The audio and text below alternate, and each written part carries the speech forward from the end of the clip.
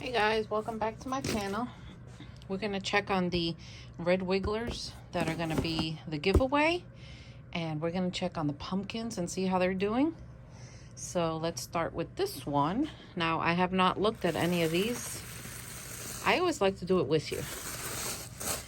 Okay, so I gave them more bedding over here.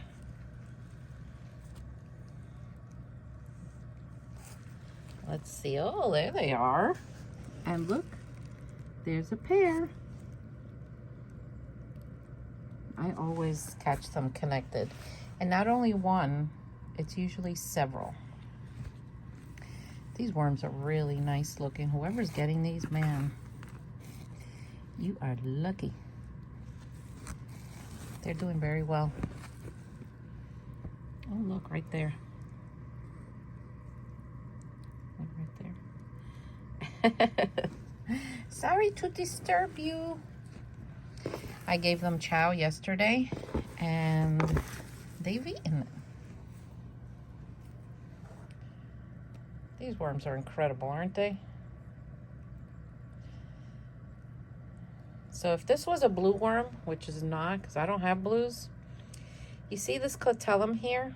That would be completely flat. You see how it kind of bulges? And his head would be like kind of long and pointy, and his behavior, he would be going crazy. That's just how they are. But that's how you can identify them. Let me find another one with the clitellum.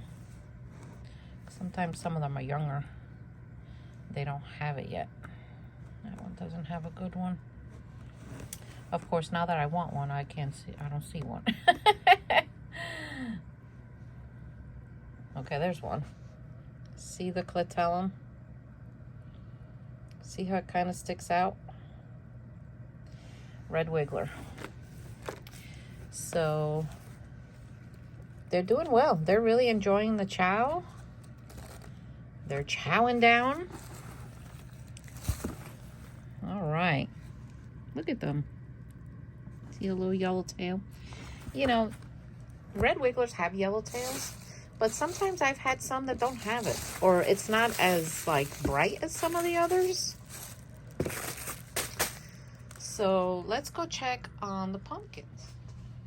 All right, let's check on the first nursery bin. So if you're just tuning in, these are the 3 nursery bins I have, number 1, 2, and 3. They're pretty big, and I put the pumpkin in the middle.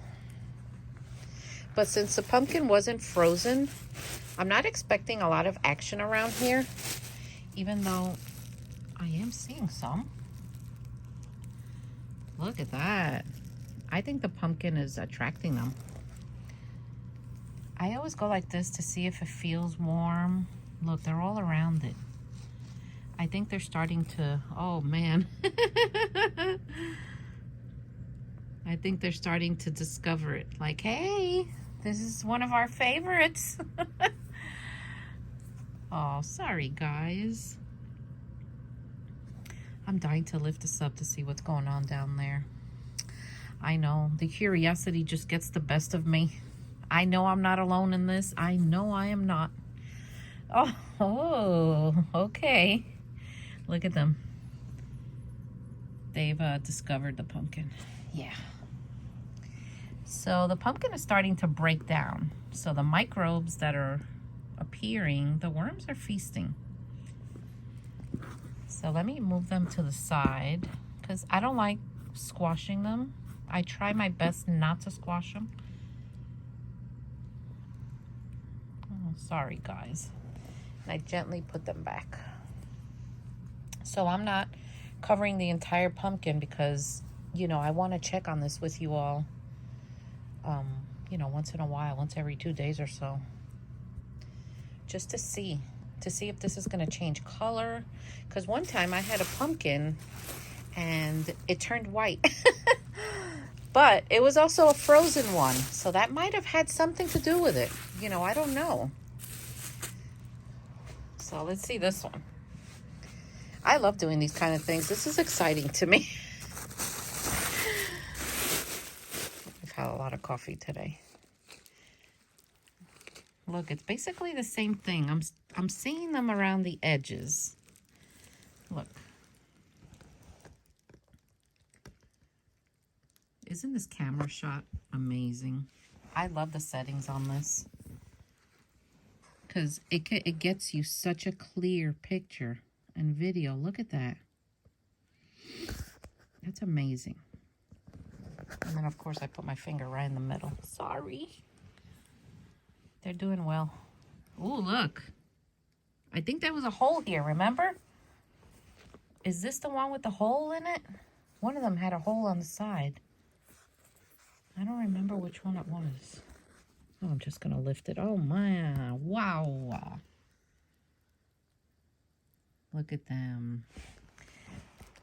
They're feasting. Pumpkins are naturally sweet, you know, kind of like sweet potatoes. So worms really go crazy over it. So let's put you guys back. And let's put the newspaper on top of you again. And then we're going to check the third one over here. So if you're new here, take a moment to press that subscribe button and to put that little bell so you know when I'm uploading and you can watch me. Oh, there we go. This is the one that had the little hole. See? I don't see anything up here. But let's see down here. Yeah, they're starting to come up and have fun with this pumpkin. Isn't that something how they're all like on the side? I wonder if they all invade first, or does like one or two come and then they all come, you know? Look how active they are. It's because they're very healthy and happy. You know, if your worms are happy in their environment, and I'm not going to say always, but they usually tend to stay put. They don't want to run away. They won't want to leave the bin. Even though, you know, once in a blue moon, you'll find the worm on the floor. I do. Now, if you start finding 20 or 30, something's wrong. But every once in a while, one of them just decides to be adventurous and go for a walk, and there he goes. But usually worms, when they're happy in their environment, they stay there because there they have their moisture, they have the food, you know, so they have each other. So usually, you know, but I knew a farmer years ago. He was a little old man. And when I would talk to him, he'd say, oh, those PBs. And I didn't ask him at first what that was because, you know, I just met him. But after knowing him like a year or two, I said, listen, what is PB? I need to know. He said, those pesky blues. He hated the blue worms because he said that when he put them in bins like this, when it would rain, they'd all go running. And he said one time someone forgot to turn the light on or turned it off, and there they all were. And he just didn't like them. He said they were too wild. So he'd call them PBs, pesky blues. So I don't have blues in here. I had them years ago, and to get to this level, guys, it's taken me a long time of picking out the red wigglers from worms that I have purchased from people that have told me they were pure reds and they weren't. So it's taken me to that, you know, to pick them out until I finally just had my own colony. And then of pure reds, and I just started multiplying them. And that's how I'm here. But if you want that, you know, just make sure you start with a pure colony. And, well, you know, if you buy them from me, you're going to get a pure colony. I cannot say that for everybody else. Look at this cocoon. Cocoon. There's so many babies in here. But look, you can see that there's a baby. Look at his little yellow tail. So they're not hatching yet. Every once in a while, a little one will sneak through the mesh and fall in, and I just leave them because I know they're gonna grow up in here.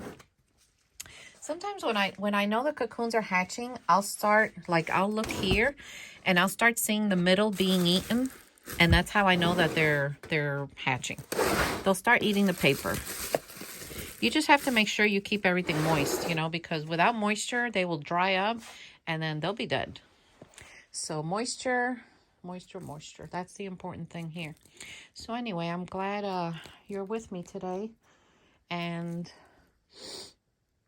I'm glad you're here. And I hope you enjoyed this video. And I'll see you all next time. Take care.